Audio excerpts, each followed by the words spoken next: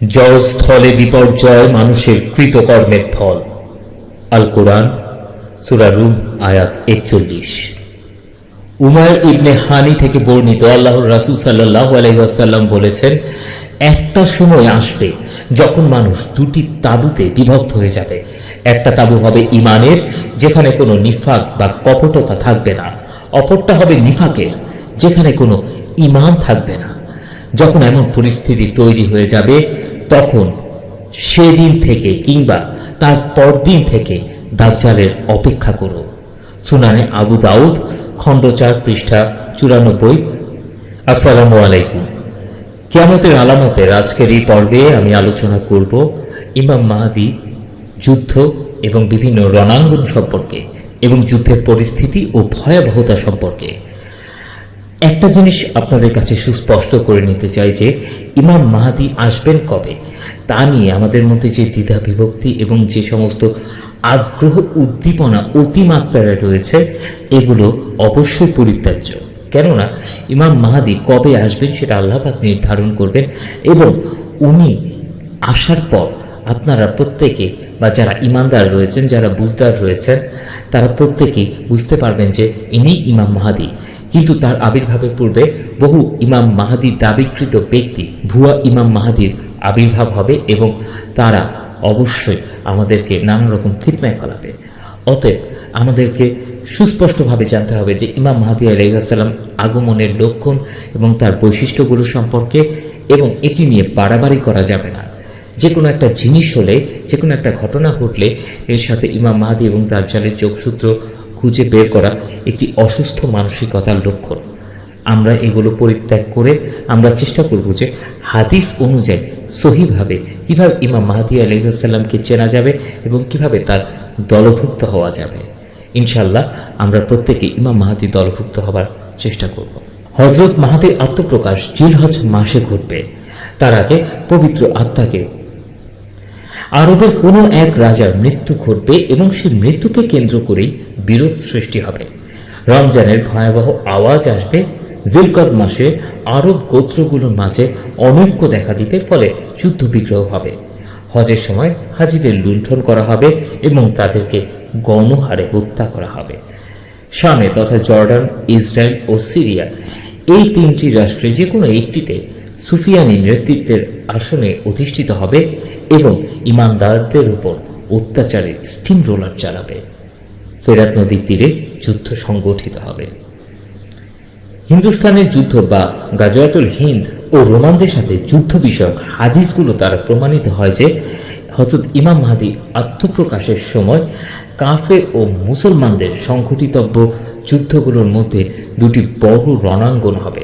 প্রথমটি হবে আরবের গোটা ভূখণ্ড, যেখানে বিভিন্ন স্থানে মুজাহিদ ও কাফেরদের মাঝে যুদ্ধ সংগঠিত হবে। তার মধ্যে ফিলিস্তিন, ইরাক ও শাম বিশেষভাবে উল্লেখ্য। এই রণাঙ্গনে মাহদীর হেডকোয়ার্টার হবে দামেস্কের সন্নিকটস্থ আল গুতা নামক স্থানে, যেখান থেকে তিনি সকল মুজাহিদদের কমান্ড করবেন। অপর ক্ষেত্রটি হবে হিন্দুস্তানের রণাঙ্গন। হাদিসে এই রণাঙ্গনের হেডকোয়ার্টারের নাম উল্লেখ নেই। বিভিন্ন হাদিসের আলোকে আরবের রণাঙ্গনের ক্রমধারাটি মোটামুটি এইরূপ। হযরত ইমাম মাহদী আলাইহিস সালাম আত্মপ্রকাশের সংবাদ পাওয়া মাত্রই তার বিরুদ্ধে একটি বাহিনী রওনা হবে, যারা বায়দা নামক স্থানে ধসে পড়বে। এই সংবাদ শুনে শামের আবদাল ও ইরাকের অলিগণ হযরত মাহদীর সাথে যুক্ত হয়ে যুদ্ধ করার লক্ষ্যে এই বাহিনীতে এসে সামিল হয়ে যাবেন।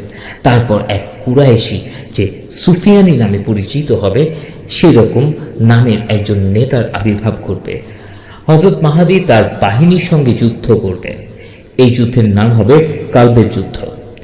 এই যুদ্ধে মুসলমানরা জয়ী হবে। তারপর হযরত মাহদী দামেস্কের সন্নিকটস্থ আল গুতা নামক স্থানে পৌঁছে হেডকোয়ার্টার তৈরি করবেন। ইয়ামান ও খোরাসান থেকে মুজাহিদ বাহিনী আসবে। রোমান খ্রিস্টানরা মুসলমানদের সাথে শান্তি চুক্তি করবে। তারপর উভয় সেনাদল মিলে পেছনের সম্মিলিত শত্রু বাহিনীর সঙ্গে যুদ্ধ করবে ও জয়ী হবে। মনে রাখবেন, ইমাম মাহদী আলাইহিস সালামের আবির্ভাবের সুস্পষ্ট লক্ষণ এর মধ্যে লুক্কায়িত রয়েছে।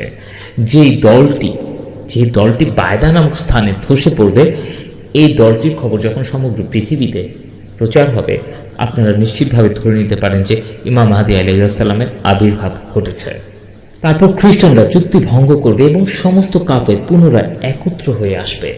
তারা আমাকে, যার আরেক নাম দাবিক, এখানে অবতরণ করবে এবং মুসলমানদের কাছে তাদের কাঙ্ক্ষিত ব্যক্তিদের দাবি জানাবে। তারপর আমাকে একটি ঘোরতর লড়াই হবে। এই যুদ্ধে আল্লাহর মুজাহিদদের বিজয় দান করবেন। তারপর মুসলমানরা রোমের দিকে যাবে এবং রোম বিজয় করে নিবে। ওখানে তারা দাজ্জালের আবির্ভাবের সংবাদ পাবে, ফলে তারা ওখান থেকে ফিরে আসবে। দাজ্জাল তার বিরোধী রাষ্ট্রগুলোতে ধ্বংসযজ্ঞ ছড়িয়ে দেবে। এই সময়টি মুসলমানদের জন্য বিরাট পরীক্ষা ও পেরেশানির সময় হবে। 1/3 মুসলমান জিহাদ ত্যাগ করে দুনিয়াদারির পেছনে ছুটতে থাকবে। 1/3 দাজ্জালের সঙ্গে যুদ্ধ করে শহীদ হয়ে যাবে। অবশিষ্ট 1/3 দাজ্জালের কঠিন অবরোধে আটকা পড়বে। তারা ক্ষণে ক্ষণে দাজ্জালের বাহিনীর উপর আক্রমণ চালাতে থাকবে। অবশেষে যখন চূড়ান্ত আক্রমণের প্রস্তুতি নিতে শুরু করবে, এমন সময় ঈসা ইবনে মারিয়ামের আগমন ঘটে যাবে। অপরদিকে হিন্দুস্তানের রণাঙ্গনে মুজাহিদগণ হিন্দুদের বিরুদ্ধে যুদ্ধরত থাকবে। হাদিসে এই যুদ্ধক্ষেত্রটি বিস্তারিত বিবরণ আসেনি, তবে এই অঞ্চলে বিদ্যমান শত্রুপক্ষের অবস্থা দৃষ্টে অনুমান করা যায় যে এই রণাঙ্গনটিও যারপরনাই ভয়ানক হবে। শুরুতে মুসলমানদের অনেক সংকটের মুখোমুখি হতে হবে। তারপর মুজাহিদরা হিন্দুদের পরাজিত করে কেবলই সামনের দিকে অগ্রসর হতে থাকবে। এভাবে তারা সমগ্র হিন্দুস্তানে ইসলামের পতাকা উড্ডীন করে দেবে। তারা হিন্দুদের বড় বড় নেতা ও সেনাপতিদের জীবিত গ্রেপ্তার করে নিয়ে আসবে। যুদ্ধ সমাপ্ত করে যখন ফিরে আসবে, তখনই সংবাদ পাবে ঈসা ইবনে মারিয়াম এসে পড়েছেন। এই সংক্রান্ত গাজাতুল হিন্দ সম্পর্কিত একটি ভিডিও আমার চ্যানেলে রয়েছে, আপনারা চাইলে এটি দেখে নিতে পারেন। উম্মুল মুমিনিনা উম্মে সালমা রাদিয়াল্লাহু আনহা থেকে বর্ণিত, নবী করিম সাল্লাল্লাহু আলাইহি ওয়াসাল্লাম বলেন, জৈনব খলিফার মৃত্যুকে কেন্দ্র করে বিরোধ সৃষ্টি হবে। মদিনার একজন লোক তখন পালিয়ে মক্কায় চলে আসবে। মক্কার লোকেরা তাকে খুঁজে বের করে অনিচ্ছা সত্ত্বেও রুকুন এবং মাকামি ইব্রাহিমের মাঝামাঝি স্থানে বায়াত গ্রহণ করবে। বায়াতের খবর শুনে শামের দিক থেকে এক বিশাল বাহিনী প্রেরিত হবে। মক্কা মদিনার মাঝামাঝি বায়দা প্রান্তরে তাদেরকে মাটির নিচে ধসিয়ে দেওয়া হবে। বাহিনী ধসের সংবাদ শুনে শাম ও ইরাকের শ্রেষ্ঠ মুসলমানগণ মক্কায় এসে রুকুন ও মাকামে ইব্রাহিমের মাঝামাঝিতে তাঁর হাতে বায়াত গ্রহণ করবে। অতঃপর বনু কালব সম্বন্ধীয় এক কুরাইশির আবির্ভাব হবে। শামের দিক থেকে সে বাহিনী প্রেরণ করবে। মক্কায় নব উত্থিত মুসলিম বাহিনী তাদের উপর বিজয়ী হয়ে প্রচুর যুদ্ধলব্ধ সম্পদ অর্জন করবে। সেদিন বনু কালবের সর্বনাশ ঘটবে। যে বনু কালব থেকে অর্জিত সম্পদ প্রত্যক্ষ করেনি, সেই প্রকৃত বঞ্চিত। অতঃপর মানুষের মাঝে তিনি সম্পদ বন্টন করবেন, নবী আদর্শের বাস্তবায়ন ঘটাবেন। দীর্ঘ প্রতীক্ষার পর ইসলাম সেদিন ভূপৃষ্ঠে স্বস্তির নিঃশ্বাস ফেলবে। 7 বছর এভাবে রাজত্ব করবেন তিনি এবং ইন্তেকাল করবেন। মুসলমানগণ তাঁর জানাজায় শরীক হবে। আবু দাউদ 4288। অপর বর্ণনায় রয়েছে 9 বছর। উম্মুল মুমিনিন আয়েশা রাদিয়াল্লাহু আনহা বলেন, একদা নবী করিম সাল্লাল্লাহু আলাইহি ওয়াসাল্লাম নিদ্রা অবস্থায় কেমন যেন করছিলেন। জাগ্রত হবার পর জিজ্ঞেস করলাম, এমন করছিলেন কেন হে আল্লাহর রাসূল? বললেন, খুবই আশ্চর্যের বিষয়, আমার উম্মতের কিছু লোক কাবা ঘরে আশ্রিত কুরাইশ ব্যক্তিকে হত্যার উদ্দেশ্যে রওনা হবে। বায়দা প্রান্তরে পৌঁছা মাত্র সবাইকে মাটির নিচে ধসে দেওয়া হবে। আমরা বললাম, পথে তো অনেক মানুষের সমাগম থাকে। নবীজি বললেন, হ্যাঁ, দর্শক, অপারগ এবং পথিক সকলকেই একত্রে ধসিয়ে দেওয়া হবে। তবে অন্তরিচ্ছা অনুযায়ী আল্লাহ পাক তাদেরকে পুনরুত্থান করবেন। মুসলিম 7426 নম্বর হাদিস। অর্থাৎ মাহদী আলাইহিস সালামকে হত্যা করতে আসা সেই নামধারী মুসলিম বাহিনীকে আল্লাহ পাক বায়দা প্রান্তরে ধ্বংস করে দিবেন, ধসিয়ে দিবেন মাটির নিচে। তবে কিয়ামতের দিন নিয়ত অনুসারে সবাইকে উঠানো হবে। সৎ নিয়তের দরুন কেউ জান্নাতে যাবে, আর অসৎ নিয়তের জন্য কেউ জাহান্নামে যাবে। আবু হুরায়রা রাদিয়াল্লাহু আনহু থেকে বর্ণিত, নবী করিম সাল্লাল্লাহু আলাইহি ওয়াসাল্লাম বলেন, কাবার রুকুন ও মাকামে ইব্রাহিমের মধ্যবর্তী স্থানে এক ব্যক্তির বায়াত নেওয়া হবে। স্থানীয় লোকেরাই কাবা ঘরের সম্মান নষ্ট করে নিরাপত্তাহীন করে তুলবে। আরবদের বিনাশ তখন কাছিয়ে যাবে। অতঃপর হাবশিরা এসে কাবাঘর সম্পূর্ণ ধ্বংস করে দিলে পরবর্তীতে আর কেউ তা নির্মাণ করতে পারবে না। হাবশিরাই কাবার রত্ন ভাণ্ডার লুট করবে। আবু হুরায়রা রাদিয়াল্লাহু আনহু থেকে বর্ণিত, নবী করিম সাল্লাল্লাহু আলাইহি ওয়াসাল্লাম বলেন, কেমন হবে যখন তোমাদের মাঝে মরিয়ম তনয় ঈসা অবতরণ করে তোমাদেরই একজনের পিছনে ফজরের নামাজ আদায় করবেন। মুসলিম 409 নম্বর হাদিস। এর মানে হচ্ছে একজন উম্মতে মুহাম্মাদির পিছনে একজন নবী এবং রাসূল সালাত আদায় করবেন, এবং এটা উম্মতে মুহাম্মাদির জন্য অতি বড় সুসংবাদ এবং মহা সম্মানের। মুসলমানদের সাথে খ্রিস্টানদের সংঘর্ষের ইতিহাস অনেক চড়াই উতরাইয়ের সম্মুখীন হয়েছে। কখনো শান্তি চুক্তি, কখনো যুদ্ধ, কখনো সংঘাত, আবার কখনো বা আপোষ। মুসলমানদের সাথে খ্রিস্টানদের বাহ্যিক স্থিতিশীল পরিস্থিতি বিরাজ করলেও কিংবা দৃশ্যমান থাকলেও বা দৃশ্যমান করে রাখলেও ভবিষ্যতে এক ভয়াবহ যুদ্ধ অপেক্ষা করছে।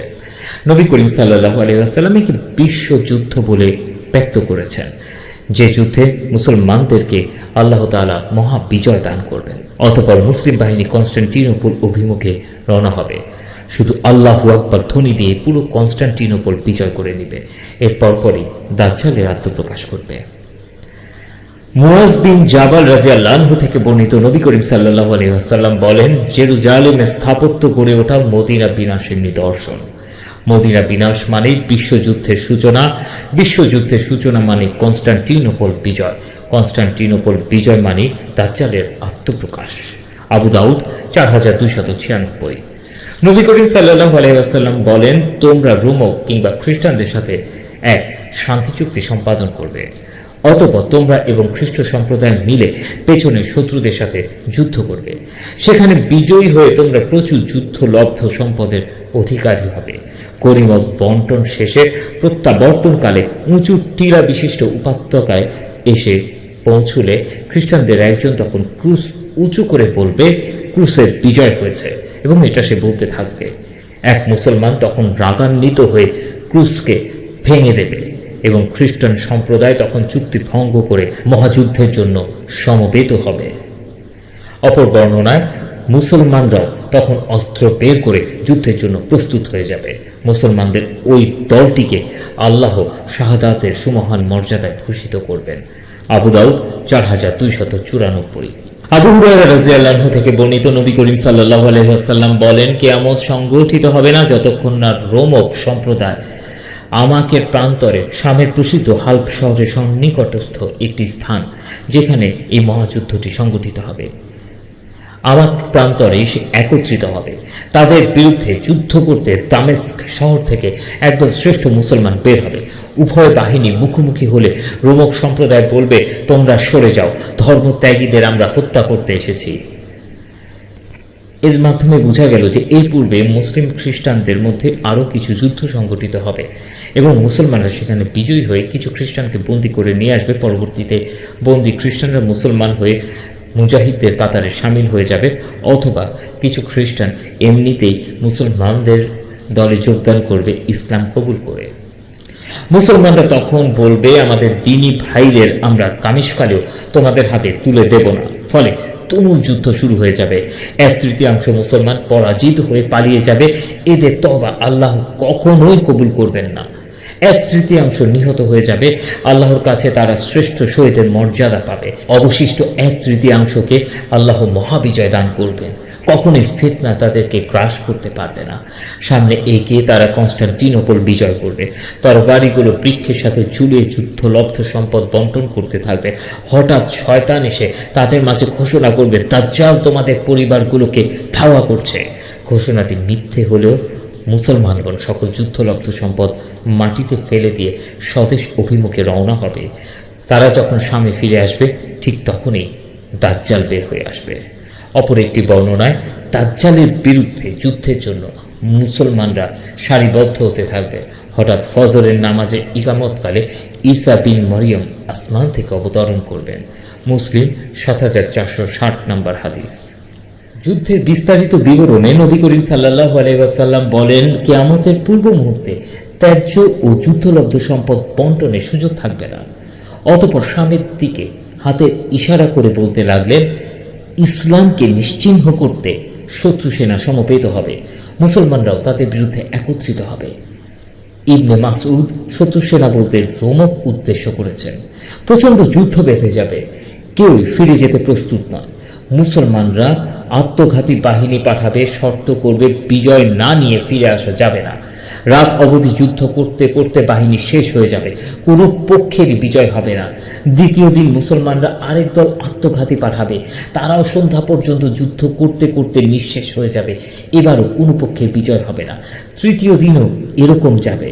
চতুর্থ দিন সাকুল্যে মুসলিম বাহিনী আল্লাহর নাম নিয়ে ঝাঁপিয়ে পড়বে, তুমুল যুদ্ধ হবে।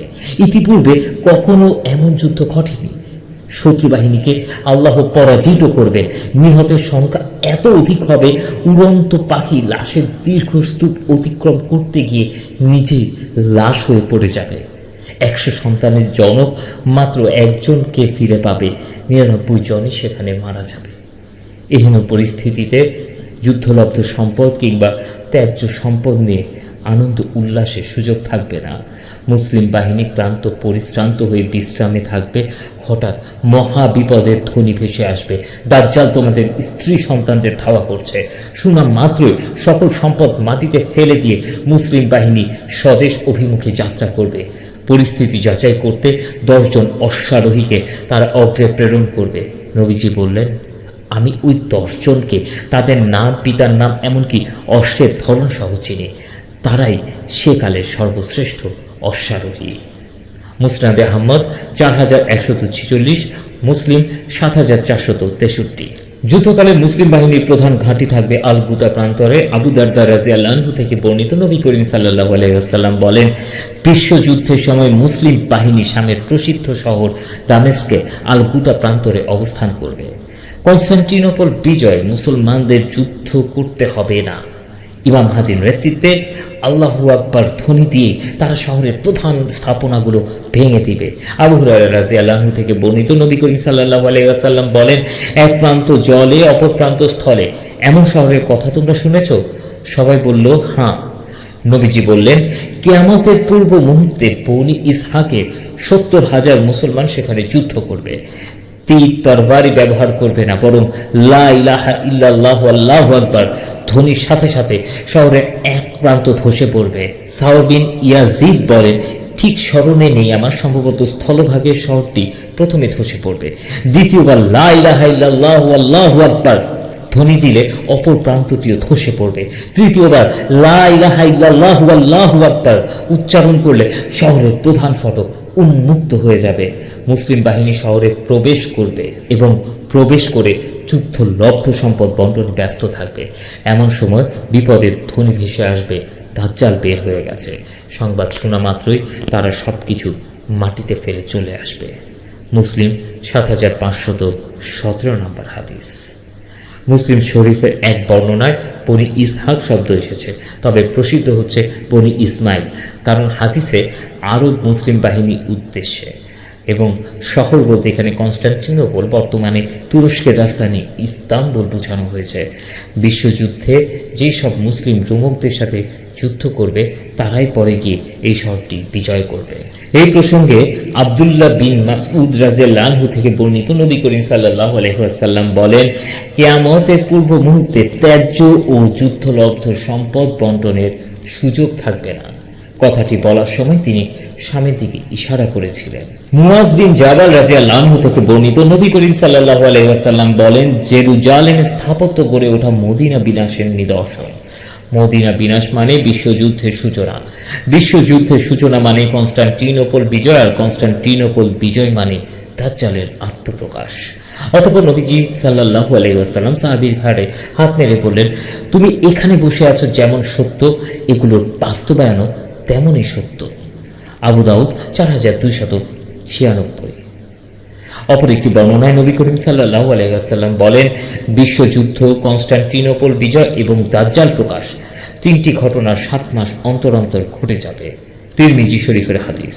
হাদিসে আরও এসেছে, সর্বোত্তম নগরী হওয়া সত্ত্বেও মানুষ মদিনা ছেড়ে চলে যাবে।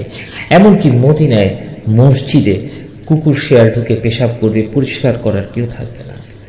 সাহাবায়ে কেরাম বলেন, তাহলে মদিনার ফল ফলাদি কে ভোগ করবে হে আল্লাহর রাসূল? নবীজি বললেন, পশু পাখি। মুয়াত্তা মালিক রহমতুল্লাহ আলাইহির হাদিস।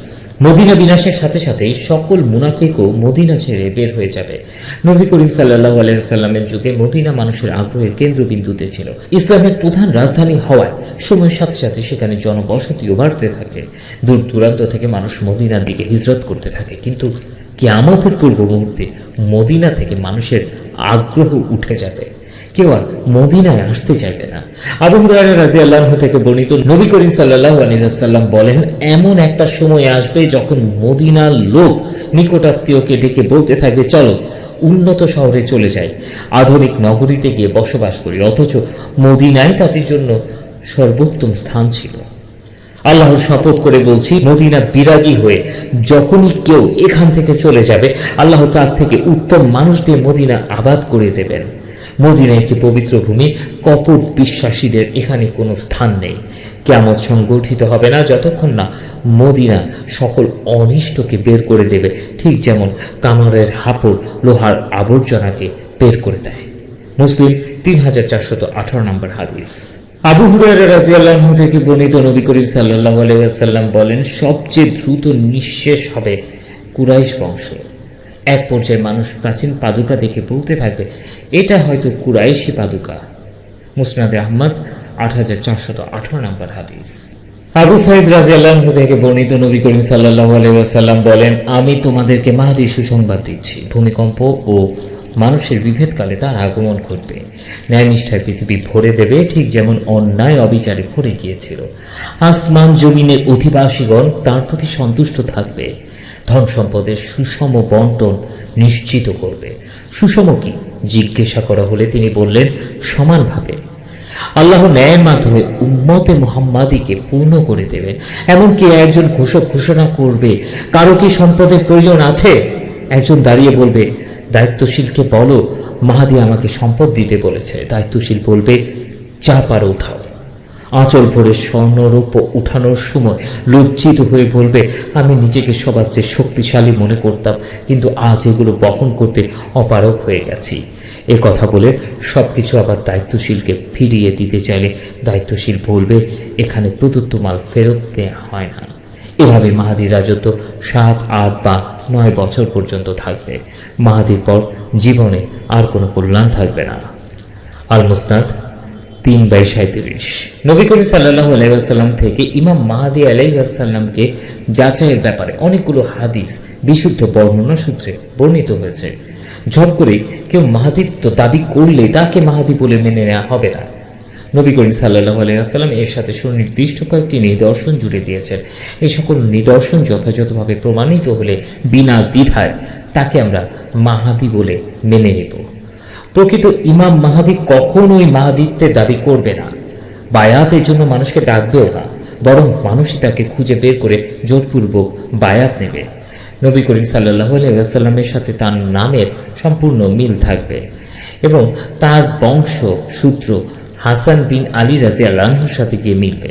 তার যখন প্রকাশ ঘটবে তখন জৈনক খলিফার মৃত্যু নিয়ে বিরোধ সৃষ্টি হবে, পাপাচার অবিচারে পৃথিবী ভরে যাবে এবং 3 রাজপুত্র কর্তৃত্ব নিয়ে লড়াই করতে থাকবে। ইমাম মাহদী সৎ, নিষ্ঠাবান ও ক্ষুধাভীরু হবেন, শরীয়ত সম্পর্কে জ্ঞানী হবেন, মক্কায় আত্মপ্রকাশ করবেন, রুকুন এবং মাকামে ইব্রাহিমের মাঝামাঝি স্থানে বায়াত নেবেন। মাহদীকে হত্যার জন্য সামনের দিক থেকে বিশাল বাহিনী প্রেরিত হবে। মক্কা মদিনার মাঝামাঝি বায়দা মরুস্থলে সম্পূর্ণ বাহিনী মাটির নিচে ধসে যাবে এবং এটি সবচেয়ে বড় আলামত হবে ইমাম মাহদী আলাইহিস সালাম আবির্ভাবে এবং আমাদের বোঝার। অতএব এই সমস্ত আলোচনা এবং হাদিসগুলো থেকে বোঝা গেল যে ইমাম মাহদী আলাইহিস সালাম যখন আবির্ভূত হবেন তার পরবর্তীতে পৃথিবী বেশ কিছু যুদ্ধ দেখবে এবং একটি মহাযুদ্ধ তো অবশ্যই থাকবে, যেটি মালহামা, এবং অবশ্যই আমাদের এই ভারতীয় উপমহাদেশে গাজওয়াতুল হিন্দ অনুষ্ঠিত হবে এবং এই গাজওয়াতুল হিন্দ, মালহামা, কনস্টান্টিনোপল বিজয় প্রত্যেকটি ইমাম মাহদী আলাইহিস সালাম আবির্ভাবের পরে ঘটবে এবং ইমাম মাহদী আলাইহিস সালামের নেতৃত্বেই ঘটবে আশা করা যায়। ইনশাআল্লাহ আমরা প্রত্যেকে ইমাম মাহদির দলে যোগদান করার যেন সুযোগ পাই এবং আল্লাহ যেন আমাদেরকে তৌফিক দেন এবং আমাদের মধ্যে যেন এই ব্যাপারটি থাকে যে আমরা ইসলামের জন্য আমাদের নিজেদের জান কোরবান করে দিতে প্রস্তুত আল্লাহর জন্য এবং নবী সাল্লাল্লাহু আলাইহি ওয়াসাল্লামের দেখানো সেই রাস্তা ইসলামের পথকে সমুন্নত রাখার জন্য। অবশ্যই আমরা প্রত্যেকেই ঈমানের সাথে এবং আমাদের তাওহীদের সাথে চলার চেষ্টা করব এবং চেষ্টা করব অবশ্যই যেন আমরা ইসলামের ফরজ বিধানগুলো ঠিকঠাক মতো পালন করতে পারি এবং ইমাম মাহদী আলাইহিস সালামের আবির্ভাব নিয়ে বাড়াবাড়ি রকম চিন্তাভাবনা এবং তথ্যসমূহ যেন আমরা না প্রকাশ করি, কারণ তথ্যের বিকৃতি দিয়ে কোনো মানুষকে যদি আপনি বিভ্রান্তিতে ফেলেন পরবর্তীতে এর দায়ভার কিন্তু আপনাকে নিতে হবে। কিন্তু এইদিকে আমরা ইমাম মাহদী আলাইহিস সালাম সংক্রান্ত যে সমস্ত হাদিসগুলো পাই সেই সমস্ত হাদিসগুলোর মাধ্যমে স্পষ্টভাবে বোঝা যাবে যে কিভাবে এবং কখন ইমাম মাহদী আলাইহিস সালাম আবির্ভূত হচ্ছেন বা কখন হয়েছেন, এবং এই নিদর্শনগুলোর মাধ্যমে আপনি সত্যিকার অর্থে ইমাম মাহদী আলাইহিস সালামের বায়াত নিতে পারবেন এবং তার দলভুক্ত হওয়ার সুযোগ পেতে পারবেন যদি আপনি পূর্ণাঙ্গভাবে সমগ্র কথাগুলো এবং হাদিসগুলো পড়ে থাকেন বা শুনে থাকেন। আল্লাহ সুবহানাহু ওয়া তাআলা আমাদেরকে বোঝার তৌফিক দান করুন এবং সকল রকম ফিতনা এবং অপপ্রচার কিংবা মিথ্যা বা ভুল তথ্য বা তথ্যের বিকৃতি থেকে আমাদেরকে রক্ষা করুন। আমরা প্রত্যেকেই চেষ্টা করব সত্যিকারের মুসলিম হওয়ার জন্য। আসসালামু আলাইকুম।